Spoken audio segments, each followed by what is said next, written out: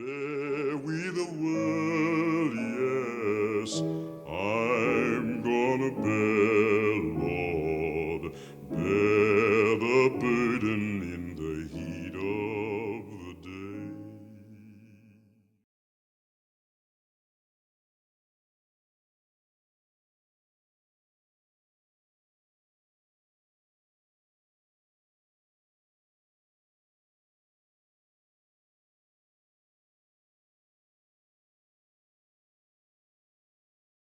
The Nazi genocidal medicine, which everybody has decried. When I was at Harvard Medical School, I'd go to the Countway Library of Medicine. By the way, you can't get in without a medical school ID. I'd go to the basement, and there would be shelves devoted to the abuse of Jews and Poles and Afro-Germans during World War II by Nazi doctors. What could I find about African Americans? Not a single book. There was one book, Bad Blood, about one study, and that was it. But it doesn't mean it wasn't happening. So here we see that a lot of the things that the Nazis did, we also did here at home. Some things the Nazis did that we still decry, we are doing right now. For example, malaria experiments. They infected Jews and concentration camp inmates with malaria. We're doing that today in Baltimore. You know, we're using cooling experiments, giving people super cooled salt solution, supposedly, ostensibly as an attempt to help heal them. The Nazis did that too. We're doing it with African Americans. But as I talk about this history, one thing I hear from my peers fairly often is, well, you call it these secret experiments, but how can you call them secret? You admit that you found them in medical journals. Anybody could read them. Anybody could know. Not quite true. What happened to African Americans who wanted to read before the 19th century? They were severely punished. So were the whites who tried to teach them. Black literacy was literally outlawed. And even if you could somehow overcome that barrier and you could read, the fact that you could read English doesn't mean you could read a medical journal. Even today, well-educated people read medical journal articles and may not understand what they're reading because they're written in jargon, not in English. Now, jargon is a very, very good, very useful thing, and it helps researchers communicate with each other very efficiently, very economically, but very elegantly, but it also excludes lay people. So you read a medical journal article written in jargon, you may have no idea what you've just read. But literacy was not the only hurdle here. The other hurdle was in physical access. Other hurdle was the way the material was presented, vulgarized. What do I mean by that? It means that when you talk about something that's happened or write about it, the way you present it can affect the way people understand it. So researchers wrote about things that mattered to them, the techniques they wanted to master. Dr. James Marion Sims wrote an article telling people if you have a slave who refuses surgery, you can still do the surgery. And he instructed them in the journal article in great detail, have your students tie the guy to the chair, which I did, and then I took the jawbone off a slave who didn't want to have the surgery. And then he talked about the techniques of the surgery. So when you read the medical journal article, you come away understanding the surgical technique. You come away understanding the practical hurdles of getting the person to undergo the knife. But what do you learn about ethics or abuse or the culture? Nothing. They didn't care about that. They cared about results. And that is a very important problem still today in medicine, because we focus on results.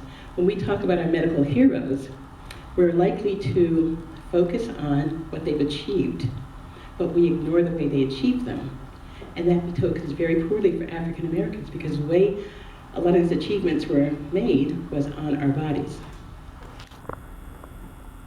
Another thing that I've heard quite frequently from people who have read my articles and books is, well, you claim that African American slaves were treated badly by doctors and their owners. But it makes no sense. Slavers would want their slaves to be healthy. They want them to work. Doctors wanted them to be able to work. So we would take, they were very careful about the health of their slaves. They really took great care to keep them healthy. No, they did not, because what many people don't understand is that fitness for work was the goal, not health. Health was the goal for Europeans. The Western healing relationship is something called the physician-patient dyad, where you have a doctor and a patient who trust each other, a beautiful relationship, but it had nothing to do with African Americans. African Americans, you had a slaver who determined whether a doctor was needed, what he wanted the outcome to be, whether he was satisfied or not. The slave had no opinion whatsoever. He couldn't refuse care, he couldn't ask for care, he couldn't, no one consulted him and said, are you happy with the result? So you had a physician-slaver dyad with a slave left outside. Really important to understand that that's the origin of Western medicine in this country, because it has not changed 100%. We still see remnants of this attitude. I've got a few examples here of doctors who actively advertised for sick slaves to experiment on. A common practice, in fact, some doctors even put advertisements in newspapers. I'm looking for slaves, any old feeble slaves you want to get off your hands, I'll buy them. No one worried about what would happen to the slaves. Again, fitness, their value is what counted. So what does all this mean in terms of how African Americans were perceived and their fate in the medical system? Well, there are a lot of biases and stereotypes that were promulgated by doctors. And doctors, by doing this, actively supported the slave system. Now, a lot of doctors owned slaves, and a lot of doctors depended on slaves for their livelihood, especially in the South. In the South, Josiah Knott said the best practice is among slaves. And what did he mean by that? He meant that if you were a slave or a slave owner in the South, and you had a sick slave, you wanted the doctor to look at them, you would pay the doctor $1 to treat your slave, if you were lucky. It's a rare occurrence, because usually slavers wanted to let their wives and overseers and girlfriends treat the slaves. They didn't want to spend the money for a doctor. But if they did, they'd spend $1. But if you bought a slave that seemed healthy, but the slave quickly determined to be ill or died right after you acquired him, now you need a doctor to testify that the slave was not fit for work. The slave was sick when you bought him. And for that, the doctors earned $50. So they make their real money by testifying the fitness of slaves, not by curing them or treating them.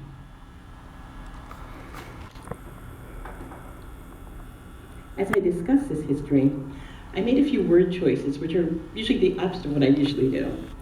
I studied literature as an undergraduate, but I usually try to avoid a $20 word when a 10-center will do. But in this case, we need the $20 word, iatrophobia. From Greek root words that mean fear of healers. You're afraid of your healer, of your doctor, of your nurse. And why can't we just say paranoia, as people usually say as they talk about Black fear of medicine? Because paranoia is a loaded word. Paranoia means something very different. Paranoia is a baseless fear, a fear of medicine or healers that is irrational, illogical. And when Black fears are dismissed as paranoia, you're saying something very important about the culture. You're saying that African Americans are inherently fearful and not logical. But if you say iatrophobia, that allows for the facts. That allows for the fact that we have a 400-year history of abuse in the medical arena that has made African Americans fearful. It's a rational fear. There's also the issue of the word myth. I use it myself. We often talk about a belief, and if we talk about a belief in a colloquial way, talking to a friend, and dismiss it as a myth, what are you saying? You're saying you don't believe it, but are you saying more than that? Yes. You're saying that not only is it not true, that the person is not too smart or is too credulous. Why would you believe a thing like that? What's wrong with you that you would believe that? A really good example of that to me is Tuskegee syphilis experiment. Periodically, someone will talk about the fact that there's a strong belief among many people that the men were injected with syphilis by researchers. And typically this is met with, oh, that's a myth. and how silly it is for you to believe that. Well, it's not true. So in that sense, it is a myth. But academics know that a myth means something else. A myth may be true or false, but it's always true in that it tells you something important about the person's belief system and culture. So we have to be careful in the way that we use the word myth. You don't want to use it in a dismissive way when you're talking to African Americans because that's patronizing and often not true. As it turned out in the Tuskegee case, the reason I'm so certain the men were not injected is that when they had a call at the clinic telling people that there was free government medical care available, the clinic was thronged with people. And they found enough people who were already testing positive for syphilis, they didn't have to inject anybody. But if they had to inject somebody, they certainly would have. And that's not just my opinion. Susan Lederer, an eminent historian, pointed out that researchers have injected people, including African Americans, with STDs on at least 40 occasions during the 20th century. It's something that was done frequently. It was not a rare thing at all. So it's not dumb to believe that, even though it wasn't true. Also, there's always an assumption that the belief that the men were injected came from overheated African American fears. Do you know where it really came from? Dr. J. Katz at Yale University, before he passed away, told me it came from the congressional record. It was actually researchers in the study who said that, not African Americans. So we need to be careful when we toss the word myth around, when we dismiss people's beliefs. So as we look at African Americans and how they're viewed by society, it's really important to remember that the way they're viewed by society was first proposed and validated by the medical system. It was the doctors who first told us that African Americans were not smart, that they had lacked adult judgment. The African Americans were very strong and never suffered from heat sickness. You could work them all day in the hot tropical sun. They wouldn't faint, they wouldn't have a heat stroke. They could go on forever. African Americans also had very bestial, animal-like sexual behavior, men and women. Even the Victorian era, it was believed that black women were irrepressible Jezebels, women who would have sex with anybody. And black men were so aggressive that no white woman was safe around them. So why do I specify white women? Because black women welcomed their advances, of course. They were these Jezebels, right? But white women, you know, the blushing flower of Victorian motherhood, white women were very vulnerable. And it's because, one reason was that African American men were believed to all have STDs. So if they raped the white women, it was a death sentence. There wasn't effective treatment in that day. So that served as a rationale for lynching, because the belief was that if a black woman raped a white woman, or if she even claimed that he did, he probably infected her with a lifelong STD, ruining her life. And we don't want to put her through the trauma of a trial for this. Better just to grab him, lynch him, and let his hanging image be a warning to other black people to stay in their place. So there are other beliefs about African Americans, and one really important one was by Samuel Wright, a very interesting guy. He was a medical person held in high esteem, but he also wrote in Popular magazine. So Cartwright was everywhere. And he had listed all these black diseases that only black people had. Dysphagia, Ethiopica, habitude, all these disorders had symptoms like talking back to white men, striking a white man, breaking the tools of a white man, refusing to work. And the most infamous, I'm sure some of you know what it is, drapetomania? Running away, right. So a slave who ran away suffered from drapetomania, a psychiatric disorder with a strong forensic component. And what was the cure? The cure was to take the offending person out into the woods and work them unmercifully and administer 9 drops of the essence of rawhide. Whip them. This conflation of medicine and punishment, by the way, was very common. So here you have this belief that behavior of blacks was different from whites, and that blacks had diseases that whites didn't get. And by the way, what was the common denominator for black diseases? The ones I just described. A lack of enthusiasm for slavery. So that was criminalized and also made into a mental illness. So we have other things as well. We also had these immunities to diseases like yellow fever, and malaria, which is interesting because the same doctors who would write soberly, oh, blacks don't die of yellow fever, they had their own receipt books filled with, descriptions of blacks they were caring for that had yellow fever, dying from it. But it was too good a belief to give up because it justified enslavement. If you were a planter and you had lots of fields in the hot subtropical sun that were what they called, that caused malaria, or thought that caused malaria back then, what better boon than to have a being who was able to work all day in the hot sun without getting sick, without getting malaria, and who had to do everything he was told to do, otherwise he was crazy. So doctors supplied a very important need of enslavement, these bodies that were made to be enslaved. There are other things about the black body that are important as well. We don't have time to go into those now, but the important thing to remember is that there was a bodily dimorphism, that black bodies were thought to be inherently different from white bodies, and those differences were interpreted in ways that very rarely were complementary to black people. The Hottentot Venuses were Khoisan women from the Horn of Africa who were displayed all through Europe, and their large breasts and their distended labia, supposedly, and large buttocks were all interpreted to be a signal that these women were shameless and lascivious. So we can laugh at all those beliefs back then, but what about our beliefs today? Do we still harbor some racial beliefs that are not supported by the evidence? We certainly do. Sickle cell anemia. It's not a disease of black people the way it's commonly thought of in this country. It's a disease of people whose ancestors have lived lived near the Anopheles mosquito. The Anopheles mosquito is a common denominator, not being black. One scientist told me that his worst cases were in Iran and Iraq of sickle cell anemia. Then we have I remember in 1999, I was at the Harvard School of Public Health and I read a paper in the Journal of Medicine. It was talking about end-stage renal disease. Why, it asked, were black people who had renal disease more likely to go to the terminal stage, 4 times more likely than whites? There must be some inherent quality of African Americans, inherent weakness of their kidney. And they were looking at all these possible features. Is it genetic? Is it this? Is it that?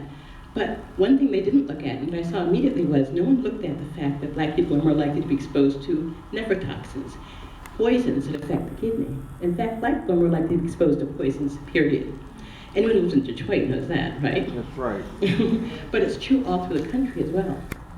When you map exposure to pathogens and toxins, man-made toxins, on maps of all kinds of health effects, including intelligence, you find a very close correlation between exposures and illness.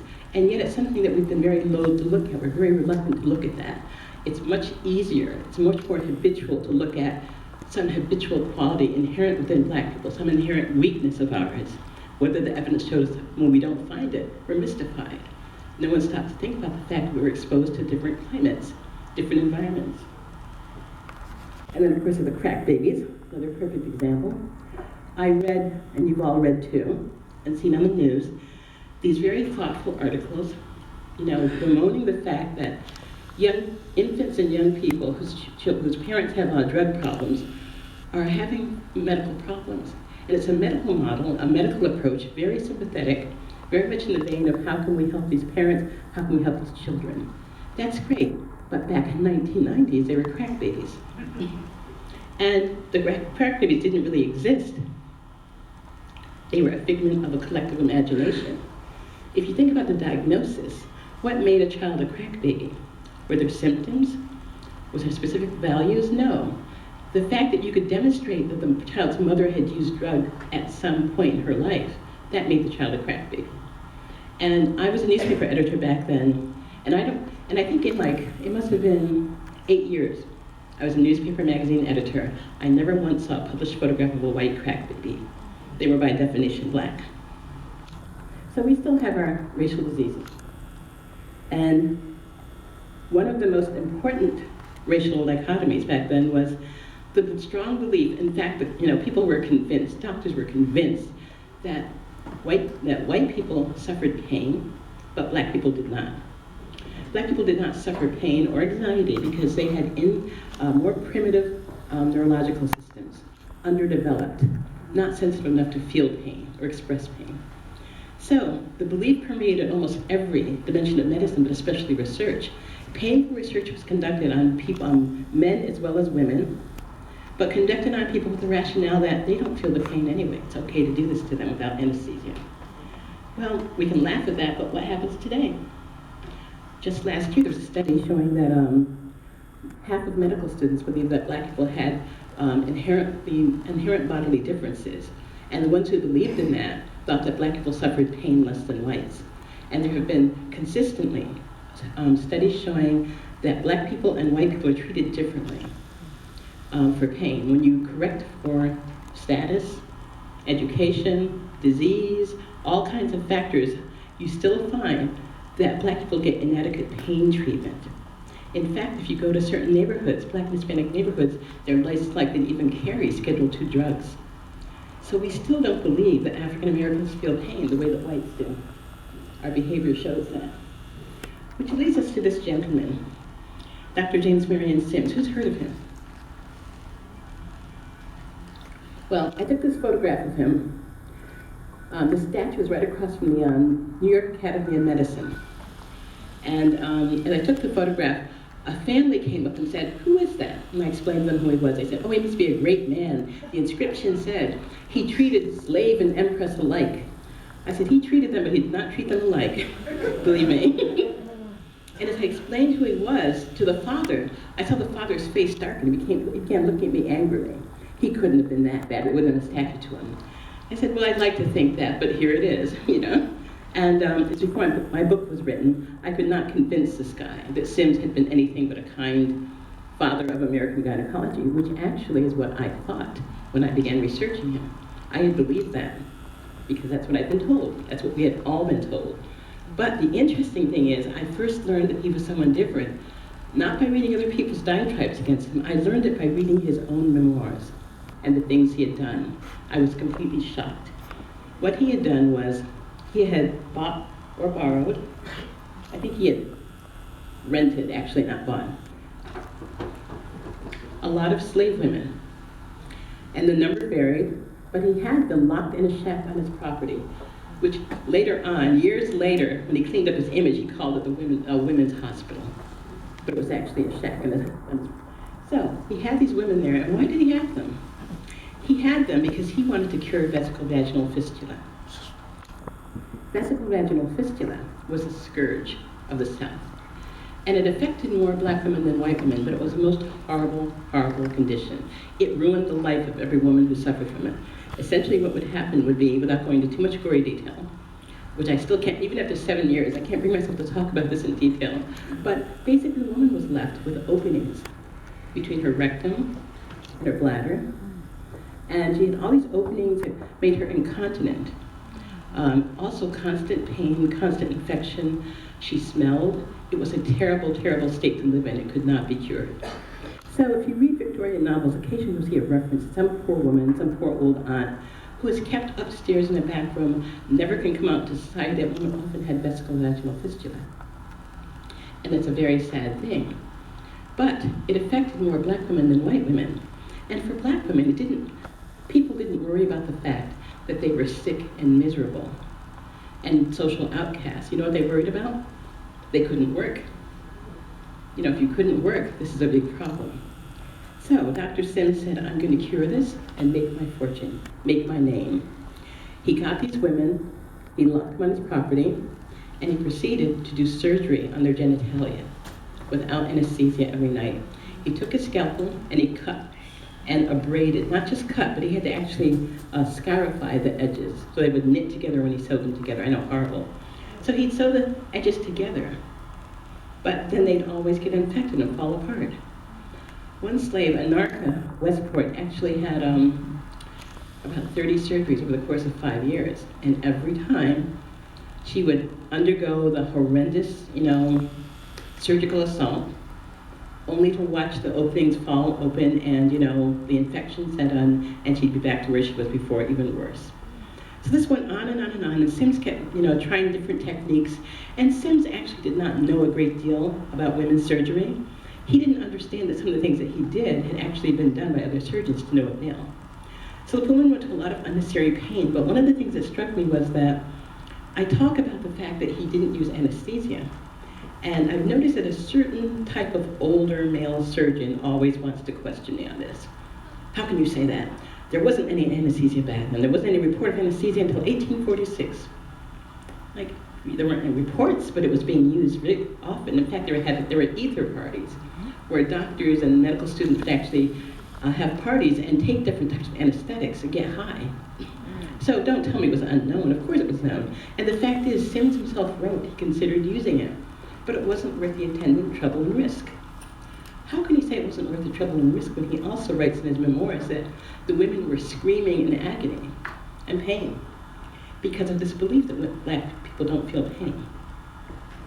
So this belief that black people didn't feel pain excused Sims from using anesthesia and easing their burden. Finally, he was able to close one small hole, and without treating the woman's other openings, he immediately left. He went to, I almost said ran, he decamped to Paris and became the personal doctor of Empress Eugenie. Then he went to New York City, where he became the toast of the New York Academy of Medicine. And he had indeed made his fortune, but he left these women behind for his surgical partners to finish curing. His surgical partner, Nathaniel Bozeman, resented this and actually said that Sims not only did not bother to stay and finish treating women, but that he'd actually caused one of the cases of vesico-vaginal fistula by not using forceps well. And that's an interesting point, because when he had been asked early on in Alabama, he'd been asked, well, why is it that black women more than white women have this? He said, oh, that's an easy one. Black women are sexually profligate. They're dirty, they always have sex. He said, in fact, I've almost cured some of them, but they won't stop having sex, so I can't cure them. Now, this is a very bizarre claim.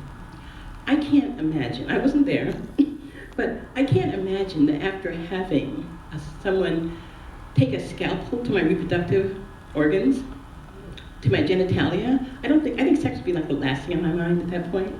But he's claiming that's why he couldn't cure them. So that was his thesis, was that the women did cause the disease themselves. Black women got the disease because of their own behavior and their own character. But why is it that black women had a higher rate? It was enslavement. Enslavement entailed starvation for most slaves. And nutritional deficiency was very, very common. Vitamin D deficiency causes bone malformation, and that includes having a flat, rachitic pelvis. That's a pelvis that's too small for the baby's head to fit through when you give birth.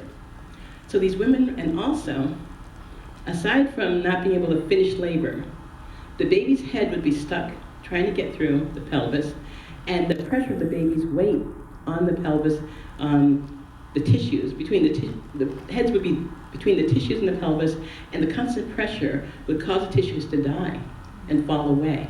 And that's why the women were left with these openings. Also, the women were too young to give birth. Black women gave birth an average of 3 years younger than white women, and that's because the owners wanted them to give birth early. The black women who gave birth multiplied an owner's wealth, and these owners wanted the women to give birth as soon as they were physically able to do so.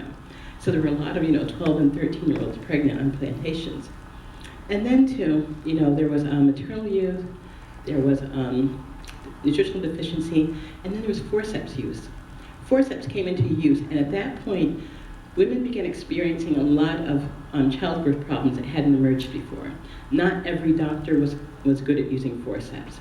So it was the fault of medicine and enslavement that these women had this condition. So Dr. Sims is now north, and really interesting things happened to him there. He had refused to give these women anesthesia, but when he came north, he began using anesthesia quite freely. Not only to cure conditions like this, but also because of a prevalence of a condition called vaginismus. Vaginismus affected women who were unable to have sex because when they tried to have sex, the muscles would tighten and clamp down and prevent the entrance of the penis. This is a psychological condition that not at all surprising in the Victorian era, where women were told their entire, girls were told their whole lives that sex was evil, and that any woman who wanted sex, was going straight to hell. And suddenly they get married and they're expected to have an active sex life. Many women couldn't do it psychologically. So the husbands came to Dr. Sims and complained, I can't have sex with my wife because she keeps, freezing up. And Sims would render the women unconscious with anesthesia so the men could have sex with them. So he had no problem using it for that, but he refused to use that to alleviate the pain of the other women. Other thing he did in New York was really interesting, which is he published his research. He was so proud of it. He published his research not once but twice, but the illustrations were that of white women. He had been in New York long enough to know that it was not Alabama. He did not approve of his activities in Alabama, so he used white women to hide the fact that he had been doing this work on black women. So there's one exchange, I just have to say, this is really interesting. One of the ways that Dr. Sims began realizing that the things that flew in Alabama would not fly in New York was when he saw a black woman patient. The black woman husband insisted on accompanying her to the doctor's appointment. When Dr. Sims told him to wait outside, the man said, no, I'll wait with my wife, thank you, So, it would have been okay, except Dr. Sims concluded the examination. Then he felt the urge to make some kind of off-cover, very disrespectful joke about the woman to her husband. Her husband was really angry.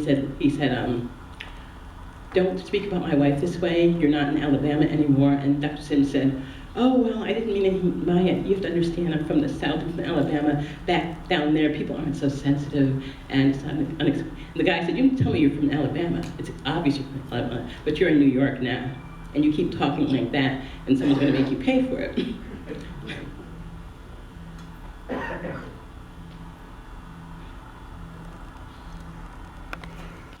So before I leave Dr. Sims, I want to make one point, and that is that as horrible as he was not unusual. The things he did were consonant with the practice of reproductive care back then. Reproductive surgical advances were perfected on black women and mulatto women only, because white women could say no, and black women could not. So this was something that was done by all these doctors. Ephraim McDowell, who had actually taken Dr. Sims for the task for not using anesthesia, he also used only black women to experiment. This is a well-known fact, it's not really contested.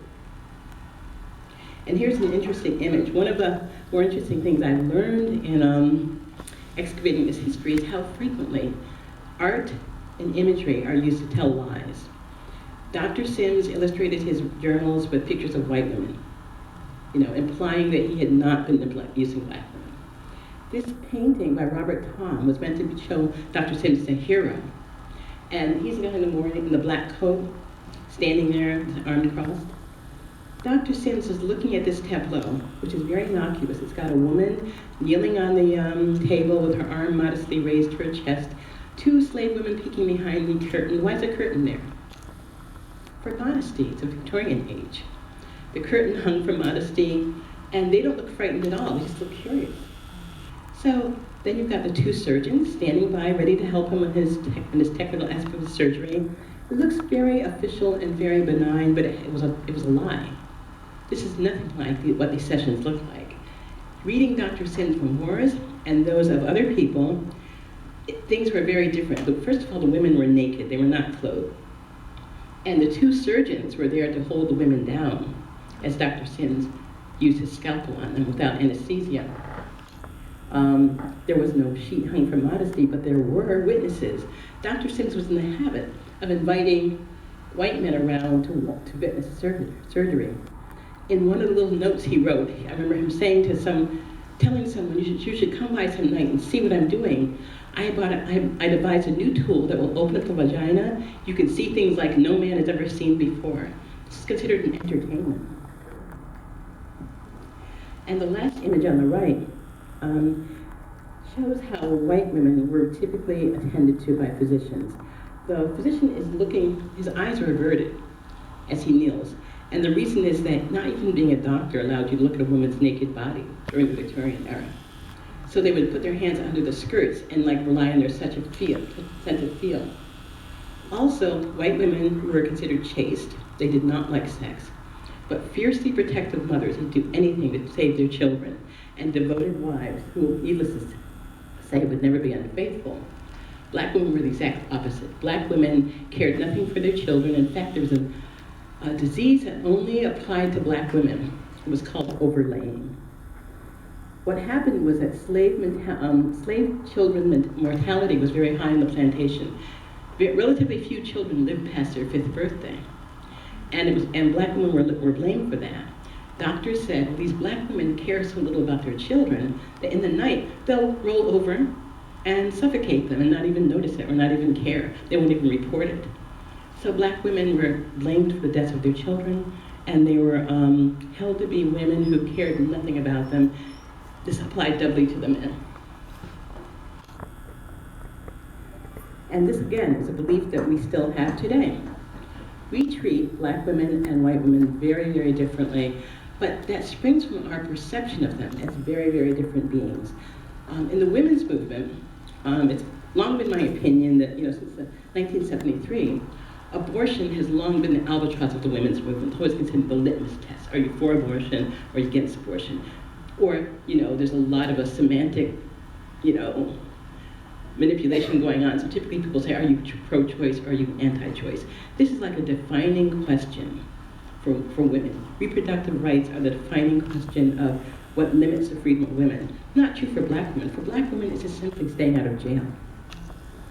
And as Dorothy Roberts pointed out in her masterful book, Killing the Black Body, there's a new edition, 20th edition. I highly recommend it. It's got a whole new section. Black women have been regarded as these poor mothers, as sexually irrepressible, and today, with the advent of our current technology, what's happened is that black women are being blamed for poor birth outcomes.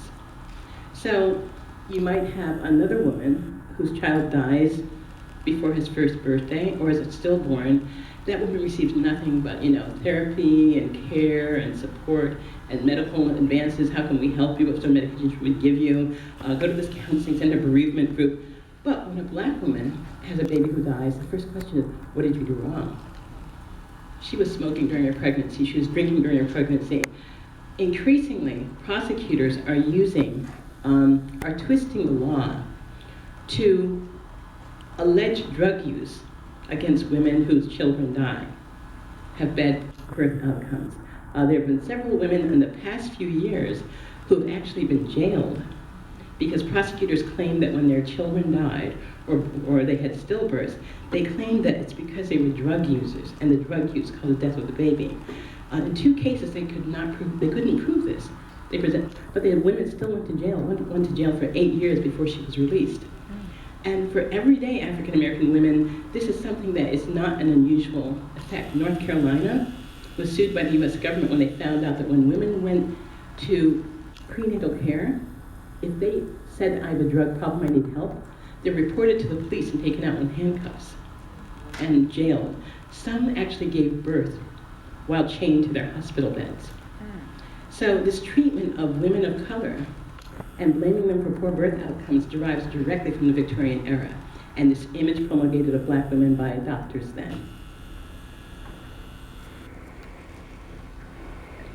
And there are all kinds of problems attendant on that. It's not, staying out of jail is certainly a challenge, but the other challenge is that as new techniques are approved that could enhance or improve fetal outcomes, there's pressure put on not only doctors but also women to undergo these technologies. The problem is that Medicaid doesn't cover a lot of them.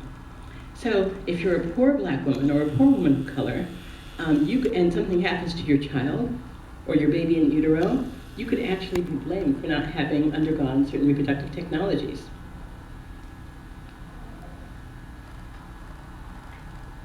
I certainly don't want to give the impression that black men in any way have been left out of this horrible history. I mentioned Sam earlier, the man whose jawbone Dr. Sims removed. Sam had been told that he probably had cancer in his jawbone. He needed to have the jawbone removed. And by a doctor, he said absolutely not. And in the Victorian era, to refuse surgery is different than today. Today, surgery still remains the most curative method for cancer. If you have cancer now and you refuse surgery, you're making a tragic mistake. But back then, medicine had not evolved. Anesthesia was not effective, and infection was an ever-present problem. You remember Civil War pictures, you see these piles of limbs, all these amputated limbs. A lot of them were amputated because they couldn't control the infection, and the only way to save the person's life was to cut off the entire infected area if they could. So Sam's refusal actually made sense, even if he didn't know who Dr. Sims was, which he might have. Not wanting to risk infection or the pain for a surgery that may not cure him actually was a rational choice. But Dr. Sims didn't think so. Dr. Sims wanted to do it, and he wanted to write a medical journal article about it, which he did. And so he told Sam's owner, have Sam come down, bring him down to my office, we'll talk about it, I'll talk him into the surgery. The owner brings Sam in, and Sam walks in, and Sims is smiling at him, saying, oh, please sit down.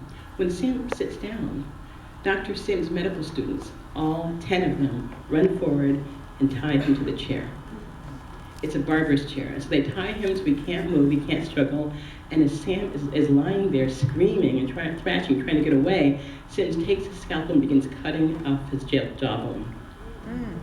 And as I said, he wrote a medical journal article about that in which he talked about the technical challenges and said this is proof that you can do surgery on someone whether they want it or not. And here's a pantheon of a few of our medical heroes, our best known ones. The gentleman in the middle is Dr. Sims. I don't have time to help out all the other ones, but a lot of them, Talia Farrell Clark, Raymond Bondelaire, John Heller, Thomas Perrin, Oliver Wenger, they had something in common. Let me ask you something. Anybody know who Eunice Rivers was? Yes. That's right. She was a nurse in Tuskegee who was hired, whose job it was to make sure these men were brought to autopsy when they died.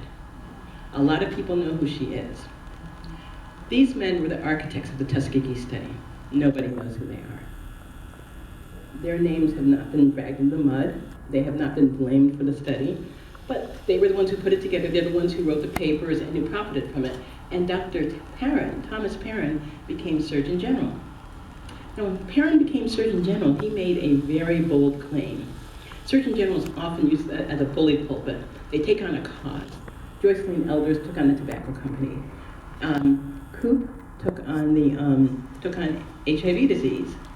People were whispering about AIDS and HIV until Coop made it a household word and made the government focus on it. So, Thomas Perrin said, I'm going to cure syphilis on my watch. And a lot of skepticism. Syphilis is an ancient disease, and a lot of people did not have any faith that he was going to be able to find a cure in the relatively few years that he had Surgeon General, but he did. On his watch, penicillin was found to cure syphilis, which is great, except that when they came to Perrin and said, now that we have a cure, shouldn't we give it to these men in the Tuskegee study? We can cure them now. He said no. The opportunity represented by this study will never come again. We'll never have people with syphilis again. Well, that's what he thought anyway. And so he refused. Yet he's considered a medical hero for funding the cure for syphilis. Again, we decide who our medical heroes are based on their achievements, but we pay insufficient attention to how they got there, who they abused, who they lied to, whose body they conscripted. And so, in my opinion, they're not heroes at all. This one gentleman, Larry Ford, MD, lower right hand, I want to bring your attention to him because no one talks about him, and they should. You mentioned Wouter Bassan in your introduction to me. Wouter Bassan ran the Chemical and Biological Weapons Unit in South Africa. And its main charge was to find ethnic weapons, ways of killing and sickening African Americans, Black South Africans and their allies. They were looking for racial weapons. Larry Ford helped them. He was a California doctor. And he had seminars on poisoning in which he taught them how to poison everyday objects. Here's how you take 1,000 t-shirts, poison them, and then distribute them in the homelands where Black youth will wear them. Here's how you they actually killed a clergyman by dusting his underpants with a poison. They plotted to kill Nelson Mandela in his jail cell with thallium. That was Larry Ford's brainchild, so he was a very important part of that, as were several other U.S. doctors who got very little media attention. I'm not sure why. I could get no one to let me write about these people. There was like very little interest in making people know that they were. But again, we really have to be, I think we really have to rethink the way we designate our medical heroes. So one of the questions I'm asked, a legitimate question actually, is how can you judge your forebears? What that means is people will say to me, well, yes, we know these people in the 18th, 19th centuries did horrible things. But today we've got this rich matrix of laws, we've got better understanding of ethics. Things like that would never happen today. We don't do things like that today. Back then they didn't have the laws, they didn't know any better, so how can we judge them? Well, a lot of things wrong with that question. The first thing wrong with that question is, who is we? Because you're saying that back then, people thought it was okay. That's not true. The people who thought it was okay were the people who write the books that you've read. You know, the medical researchers who lionize what was done, who brag about the advances we made. But African Americans didn't think it was all right. African American doctors did not think it was all right. African American doctors filled their journal with complaints about how their patients were being conscripted into medical research. And because of segregation, they could not follow them into hospitals and protect them. Abolitionists did not think it was okay. White abolitionists were very, very vocal and very influential in getting the world, if not America, to pay attention to the abuses that blacks were suffering under medical. In fact, when you read a lot of the tracts that they published, a disproportionate number of them focused on medical abuses and research abuses. So there were a lot of people who recognized how wrong this was. And the fact that there were not the laws we have today, that's true. But they had things that were just as good as laws. There were physician societies that had their rules. There were social conventions. There were hospital rules. So there were many rules governing what they could and couldn't do. And the upshot was that the social conventions alone would have kept a lot of these abuses from happening, because what happened is that there was no informed consent back then, but there was simple consent. A doctor would not necessarily explain to you in the Victorian era why he was doing what he wanted to do, what he hoped to gain, what the side effects might be, but he would say, can I try this with you? He had to do that. And they did do that consistently with whites. They did not do it with blacks. So that's the first problem. Other problem with that question is that I don't judge people based on our own ethical frameworks. I judge them based on the frameworks of their own time. During their own time, what they did was wrong, and it was only countenance among black people. And also, I think probably the most frequent question I am asked is, well, now that all this has happened, I love how we just brush that out of the way. How can we get African Americans to trust the system again? And I always find that a little peculiar. You want to get them to trust you again. Well, that's only half the question. No, half of the problem is, yes, because African Americans do not trust the healthcare system, the fact is, it is actually hurting us as well. You know, it's just not very effective or helpful to us. It's understandable, it's rational. But the real problem is that that's not the only difficulty here. Other difficulty is the untrustworthiness of the US health system. That's right. That's what has to be, and I'll be honest, it actually offends me that other question is never asked.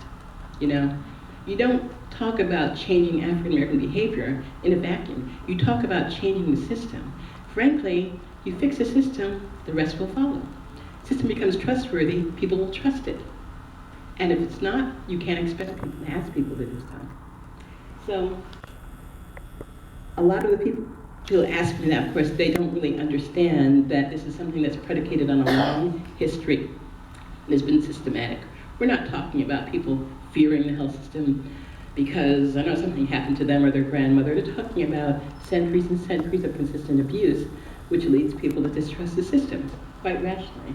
So making a good faith effort to reform the system is probably the most effective way of obtaining African American trust. Yeah. We don't have time. I'll talk about this slide. It's actually a modern slide, not an old slide, but it's an ancient dilemma that tends to be ignored by the history books. The woman in the foreground, I hope you can see her, is preparing dinner for the white family. She's a cook, but she's also the family doctor. The truth is that black women doctors, midwives, African herdmen, these were the people who provided care on the plantation. Slave owners did not want to pay physicians for medical care. And they only did that if they thought the slave was like dying, in extremis. Typically, these are the people who treated you. They treated the white family as well, which created a dilemma for the white family because the white family knew that the same person they depended on for medical care, to nurse their children, could easily cut their throat in the dead of night. Our history books do not accurately depict how frequent slave insurrections were and how much violence there was on the plantation. There are probably political reasons for not doing that, but the reality is the textbooks have been lying to us for a very long time. There was a great deal of violence. Many white families slept with one eye open. They were in great fear for their lives and acutely aware that the people they depended on to keep them well were also capable of ending those lives immediately. In this case, the woman is preparing a salad. In the background, her daughter, Nettie, is in a cart being sold down south. To be sold down south with a death sentence. Some plantations, like the sugar plantations, and life expectancy was on the order of 19 years. So you were not going to live long once you got down there. So her daughter being shipped away is basically a death sentence, and she's crying and preparing dinner made of these large leaves, which I'm sure you cannot make out from this resolution. They're foxglove leaves. Anybody know what foxglove is? I'm sorry? It's a potent herb. In fact, it's a potent herb from which we make the drug digitalis, a heart medication. And putting huge amounts of foxglove in the family salad is condemning them to die. She's smart. They'll probably look like heart attacks when they die. But the reality is this sort of shows what an everyday feature of life. And the economic competition between black and white physicians was real. You had many white physicians complaining about the fact that they were losing their patients to midwives, for example. The midwives actually had better outcomes.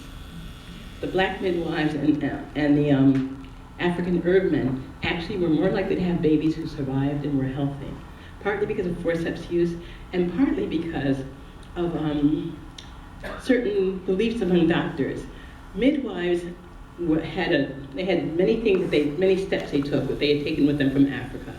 One of them was using assiduously clean rags and washing ritually. And white physicians laughed at that. Look at that, like some old superstition, they have to ritually wash.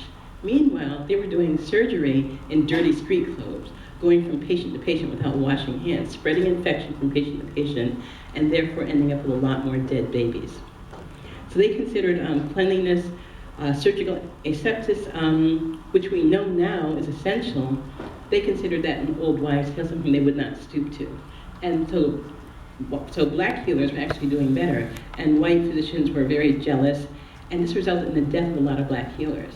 Because one of the things that would happen would be if a black healer was caring for somebody and that person died, they often were brought up on charges of poisoning and hung for poisoning. But I have detailed a lot of the history, I shouldn't say I and my colleagues detailed a lot of the history of the friction between black and white healers in this paper that JAMA published in 2008. And from the very beginning, the American Medical Association refused to seat black physicians who presented themselves at the AMA meeting. They refused to allow black people to earn doctorates. The first black man to earn a doctorate in this country had to go to Glasgow, Scotland, to do so. James McCoon Smith, a genius. So, this paper was published in 2008. 1 week later, the American Medical Association issued an apology to the nation's black physicians. Now, apologies, they're good things in and of themselves, but I often have mixed feelings about them. It can be a way of evading responsibility. It can be cosmetic. In this case, though, it's been followed by some joint work between the AMA and the Black Doctor Association. I think it's going to be fruitful, so I think this one was meaningful. So the denigration of black doctors had a long history too. They wouldn't allow them to earn MDs, and they wouldn't let them get into residency programs. And then there was a Flexner report which urged the closing of all black medical schools except for 2. And that's exactly what happened. Only Howard and Harriet survived. And then, of course, the American Medical Association will publish a yearly roster of physicians. And on that roster, every black person had the letters COL after their name for colored. Because the AMA thought it was important that people reading it should know which doctors were black, which were not. And all that happened up to the 60s, but we have our challenges today too in terms of black physicians. Recognize these 2 young women? Yeah? Yeah, these were the 2 young women who on Delta flights tried to assist patients in trouble and had their offers of help rejected. One was really interesting, they're both really interesting, but in one case, she's repeatedly asked for her, credentials, which were rejected. But then the white doctor who finally appeared was not asked for his credentials, but was allowed to help. So, this paragraph here, this has to do with the fact that the black doctors of the 1800s had a much better cure rate than the white doctors. And so Dr. Whitfield is very angry about that. They're taking his patients. His patients prefer the black doctors. And he accuses them of being just, uneducated negresses. That's what he had against them. Back in that time, though, most doctors didn't have MDs. And their education was like 1 year in a country schoolhouse. So he really was in no position to talk about someone else's credentials. But again, we're seeing the same thing. He also had to, I'm amused by the fact that he had to allow for the fact that the black doctors had a better cure rate. So he said they're lucky. A lucky negress becomes a rival of the most learned obstetrician. Okay, do you want to look at it that way? But again, we still find that black physicians are having a very hard time being recognized and having their skills acknowledged. I came up with this list very quickly. I'm sure if I had time, I had a much better one. But just today, a friend of mine who lives in Romania emailed me to say, that Ben Carson, is he crazy or just stupid? I am not a fan of his politics at all. But I know Ben Carson, and even if I didn't know him, the fact that he, at 33, became chief of pediatric neurosurgery at Johns Hopkins tells me he is not stupid. And I find it really interesting that people feel free to call him stupid. I mean, I'm sure you can criticize a lot of other things about him, but how can you denigrate his medical achievements? I don't think that would be leveled against someone who is white. They might dislike his politics, dislike his dumb things he says sometimes, but they would not go so far as to say that he could not be intelligent. He's clearly intelligent. But this is something that happens all the time. I don't have time to go into all the other guys here, but these are all black physicians who at one time or another have been, criticized very harshly and considered stupid or venal or both. Dr. Lewis T. Wright, for example, who became head of Harlem Hospital, who actually integrated Harlem Hospital, he had to leave Georgia because when he went to pick up his medical license, the clerk in the office said, "Oh, are you using this to sell drugs or to do abortions?" So we've got this long history of denigrating African American healers.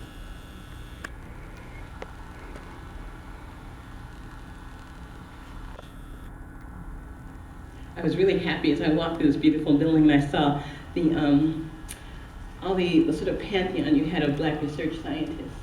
It was it's very important. It's a kind of information that does not get much currency in the wider world, and it should, it needs to. So people will understand that far from being people who have recently been spoon-fed and who have long feared medical research, we've actually been medical innovators for a very long time. There are many, many advances that would not have occurred if it were not for African American healers.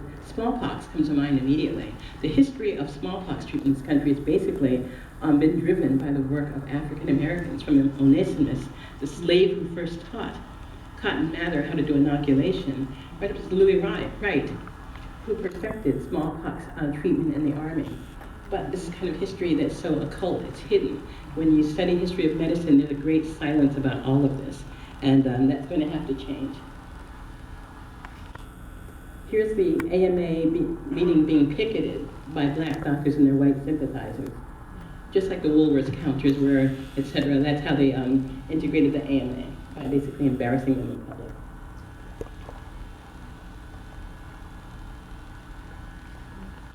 How am I doing on time? About 10 minutes, 15 minutes. Thank you.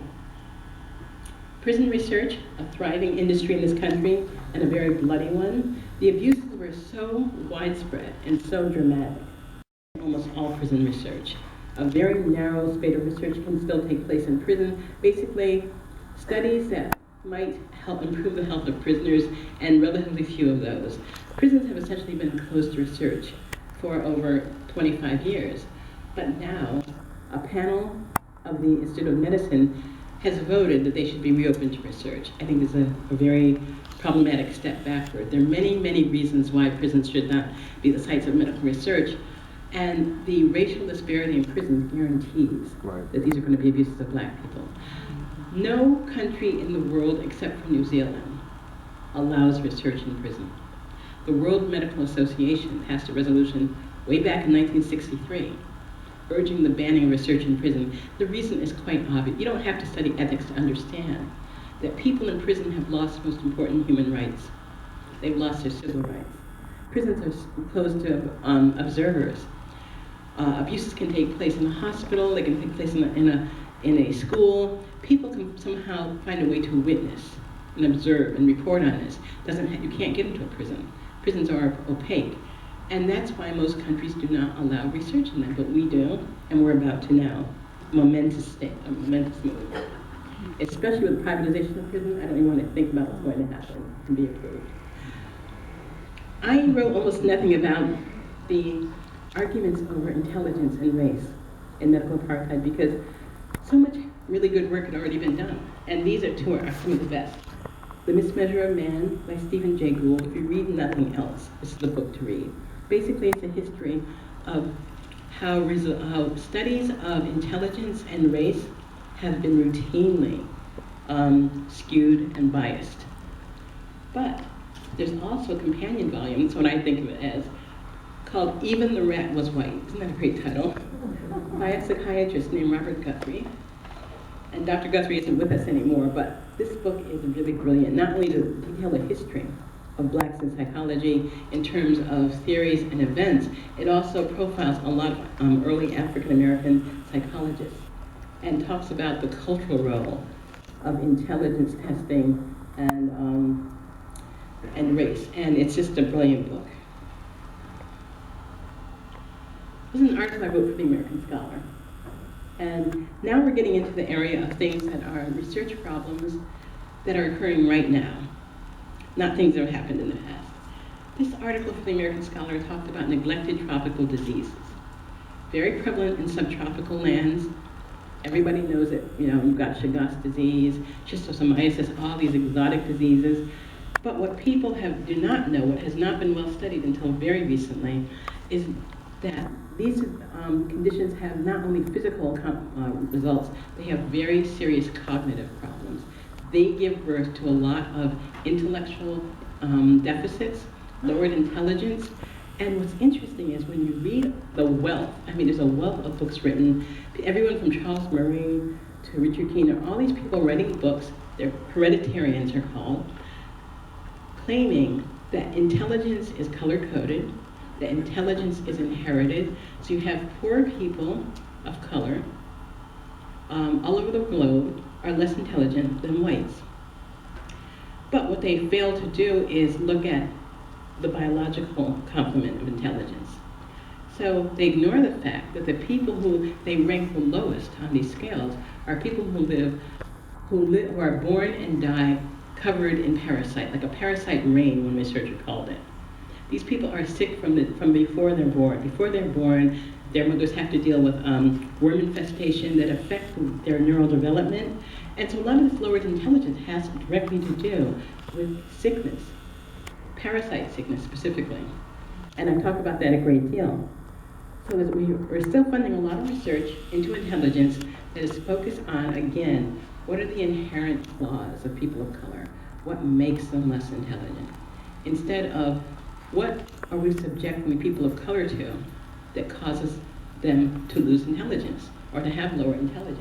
That's a question that is more rarely being asked. So one of the points I want to make in this long history and the present about research abuse is that researchers are not especially bad people. They're not especially venal. Some of them are pretty bad, but as a group, what they're doing is actually reflecting in the medical arena the larger American society. So when we had enslavement as a law of the land, we had medical enslavement, women being held in a shack and operated on against their will. When we had de jure segregation as a law of the land, well, we had segregation in hospitals. Black doctors not being allowed in the medical schools, black patients not being allowed in the hospitals. And now that we have disparate access, which is still stubbornly, result in many factors of American life, we have disparate access to medical care and to medical technology. So medical researchers are very much reflecting American society and American culture. They're not especially venal, they simply reflect back to us, our beliefs about African Americans, our beliefs about who is worthy of care. I'm not gonna lie. The regulatory history means very little to me. The problem with the laws is that they don't mean anything if nobody enforces them. Other problem with the laws is that they don't mean anything if there's no penalty for breaching them. The Nuremberg Code is a very beautiful sentiment, but there's no penalty for breaching it. So, also, the laws have been increasingly used to actually encourage abuse rather than discourage it. This has been done very quietly. And I just feel that journalists are not doing their job in large parts. They should be writing about more of this. I think a lot of them are cowed by researchers who will quickly explain to you that, oh, it looks bad, but it's really not. Unfortunately for them, I know too much to swallow that. I'm able to read, I know the history, I'm able to read the papers, I know exactly what the change in these laws means. For example, Helsinki has been modernized, revised. That sounds very good. But let me tell you about a couple of these revisions. One of them is that it used to be that when you did research study I should mention that Helsinki governs the conduct of research in the developing world. So researchers who go outside to other countries to do research have to abide by the Declaration of Helsinki. So it used to be that if you did research in Nigeria or Brazil, just like if you did research in New York City, you had to offer them, as one arm of the study of a serious disease, you had to offer them something that worked. That can be your control group. Whatever is currently being used that works, and then you use that as a comparison for whatever new modality you're trying. That's to make sure that if you have a serious disorder, that sick people or people at risk are not going to be left with no treatment at all, right? The modernization said, you now have to offer people in the developing world something that is the standard of care in their country. The standard of care in their country is usually nothing. So that modernization is actually a reduction in protection. I could go on, I won't. I could go on, but the most important thing to us, the thing that we should worry about the most in our opinion, is a 1996 law passed very quietly that said that if you are a trauma victim, you can be subjected to research without your permission, without your knowledge. No one has to tell you, no one has to ask for your permission. Now, who's a trauma victim? What's trauma? Trauma is extremely wide, broad spectrum of disorders. You can have a heart attack, you can be in a car accident, you can have a stroke, all those are traumas. A gunshot wound is a trauma. So, you're talking about a lot of people. And so, if you suffer any of those, then you can be a research subject, even if no one's asked you to be in a study. Now, what's the point of that? The point of that is financial. If you are conducting research and you've got something to test, giving people informed consent is a lengthy, time-consuming process. And when you tell people everything about the study and everything about this modality, for some studies, people are likely to say no. For example, if I came to you and said, you know, I've got this old expired blood. Someone donated it to the Red Cross, but now it's been sitting around for a year, too old to use it, but I'd like to put it in you. When you have a trauma and see if it'll help keep you alive. Are you going to say yes or no? No. So, my best move is to just bypass asking you. And that's exactly what Northfield Laboratories did, right here in Detroit. They had something they called polyheme, processed old expired blood, $6 billion business if they could make a go of it. They had a patent on it. They needed FDA approval, so they had to do a study without asking people's permission, and they were going to use those results to get FDA approval, put it on the market, and make a killing. Well, they made a killing, but not the way that they planned. Basically, they infused people with this blood substitute. Half of them, the other half, got the standard of care. And when they collated the results, they found out that the people who got the polyheme were more likely to die or have heart attacks. Here in Detroit, Steve Neveling wrote in the Free Press that 16 people died, 15 were black. So, this actually was a pattern throughout the whole country. I got the data nationwide and found that most people in the study were people of color. Now, why is that? Because it was designed that way. They chose areas that were majority, minority, mostly black people living there, mostly Hispanic people living there, and that's where they distributed it. They didn't distribute it in areas that were white and affluent. And again, you know, the polyheme was deadly and did not get approved. But that didn't stop them. Thank you for listening to me.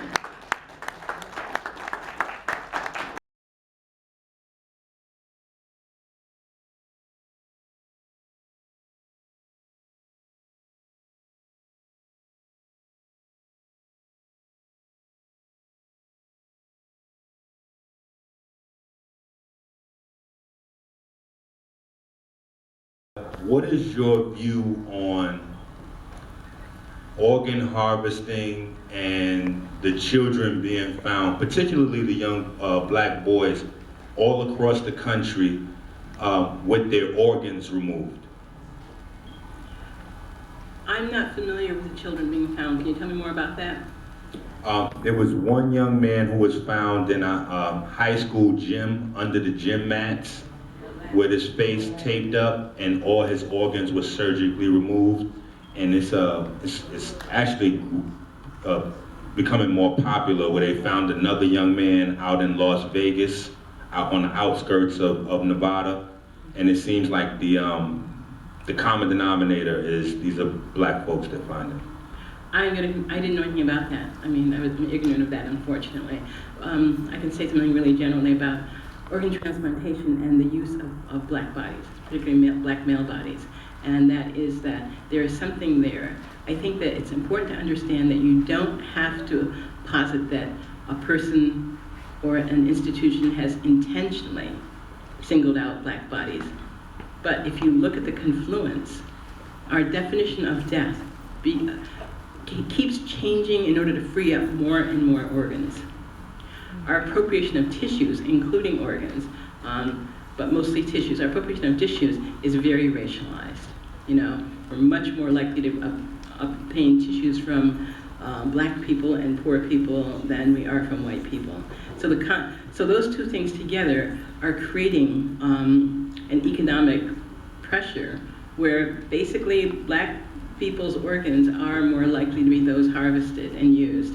And there's a lot of problems there. There's an excellent book on the subject that I highly recommend, and it's Black Markets by Michelle Goodwin. She's a law professor who's looked at this question very extensively. And there is a problem there. We have to change our laws so that black bodies are not going to be disproportionately the ones used for tissue and organs, especially involuntary. Thank you. Yes, ma'am. Hi, how are you? Hi. Thank you for coming here this evening. I work with black women in my community as it relates to birth. I'm also a placenta encapsulator, so I deal with the placenta. So just wondering what direction I can go in as far as educating more moms, and just what are your views on them keeping the placentas from our women? I'm going to confess my ignorance. I'm learning a lot tonight. I don't know what a placenta encapsulator is. Well, I just take the placenta or the afterbirth from the mom, and I turn it into a postpartum vitamin because of the stem cells and the iron Okay. and the B vitamins and things like that. Right, now I know what you're talking about. So you're asking how to foster? Or just what are your views on the placenta and the hospitals retaining them from women without their consent? I haven't looked at placentas in particular, but I've looked at the retention of tissues by hospitals. And there's a very strong economic injustice here. Essentially, patients and subjects are being told that they are giving a gift, that this is a gift to humanity. But what's happening is, once the hospital actually has contracts with corporations like Ardeas Corporation, so when they receive the tissue, when they receive the organ, the tissue transfers several times, brokers are paid a lot of money each time. This is a market.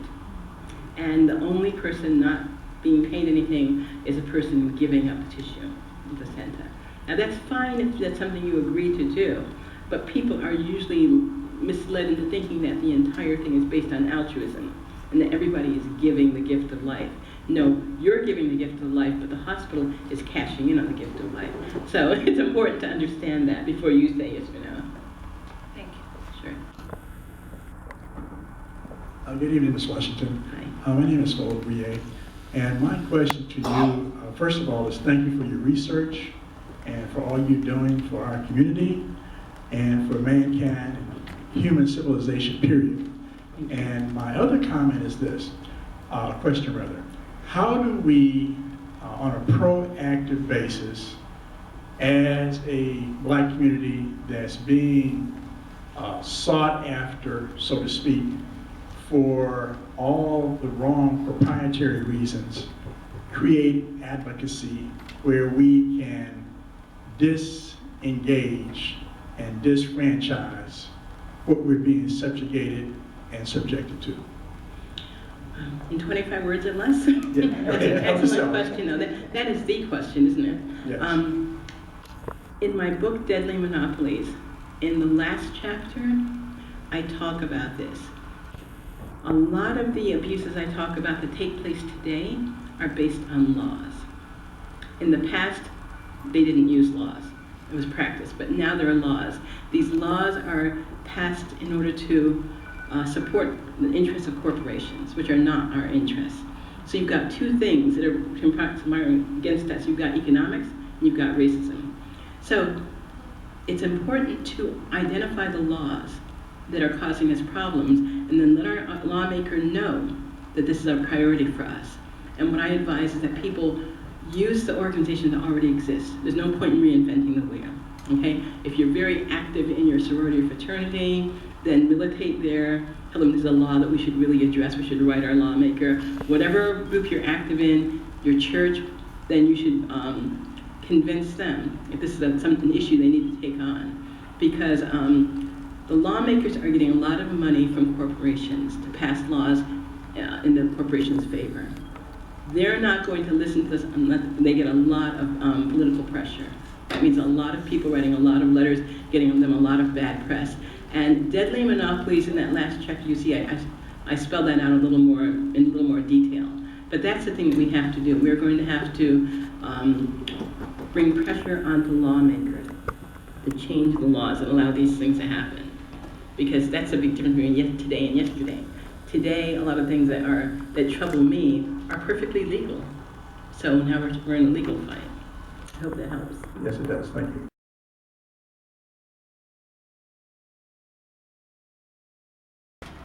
But one thing that's really important is if you can document it, and you can document it, do so.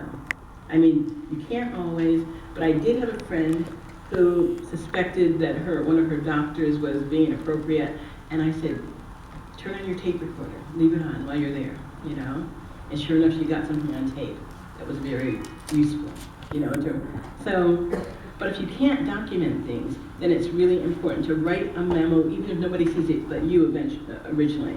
write a memo, and then figure out who the best group is to complain to. That's usually going to be, the difficult thing is that if you complain to the person's organization, the tendency is to cover it up. So that's not it, but you should still do that. Follow like the progression of rules laid out. Complain to the organization, but also complain to the County Medical Society. And if you're not getting satisfaction, you are going to have to get a lawyer. Now, getting lawyers can be expensive, but the advantage of getting a lawyer is very often you go to a lawyer with a complaint like that, and this person, the abuser will be known to the system. I've seen that happen more than once. Someone goes to a lawyer, complains about a doctor's behavior, and it turns out the doctor's already had cases against him, and a hush clause has prevented a publication, whatever. So often the abuser, not always, but often the abuser will be known. So basically do everything. But follow the precepts for reporting in this institution. Document what you can, photographs, tape recording, whatever you can do, and then also find a lawyer. If you're not getting any satisfaction from there, or the County Medical Society, find a lawyer, because these lawyers they have this network. They are very, very good at getting information out of abusers. Okay. Thank you. Good, best of luck to you. Thank you. It's great you were there for your grandmother, by the way. I really enjoyed your talk. I Thank have you. just one question. You mentioned some things regarding South Africa and some really horrible things that went on there. And my question is to you, have you ever suspected or had cause to suspect that there could be such plans here in order to liquidate populations here in the United States? Oh, I know it's happened. There's no question about it. I actually write about some of them in the book. You'll see. No, I mean, currently today. Well, If some you of the, suspect, just if you suspect. as I pointed out, some of the South African actors were actually Americans. So they weren't only active in South Africa. They were sharing with South Africa things that they were trying to do here. When the police were closing in on Larry Ford, the doctor that I mentioned before, he killed himself. But they went on the property and they found buried all kinds of chemicals, weapons, guns. He had an arsenal there, He was, essentially preparing for this race war, on more level than others. So yes, they're very active. One really interesting thing happened. The only guy that I found enough information that I felt comfortable detailing what he was doing right now. When I submitted the book, the lawyer went through it. She said, everything's okay, but don't talk about this one guy. Please take him out. I said, why? She said, he's litigious. He's suing everybody, She said, if you don't take this guy out of the book, you're going to spend your whole life in court. It'll cost a lot of money. It's going to be, you run the risk your book might be withdrawn from publication.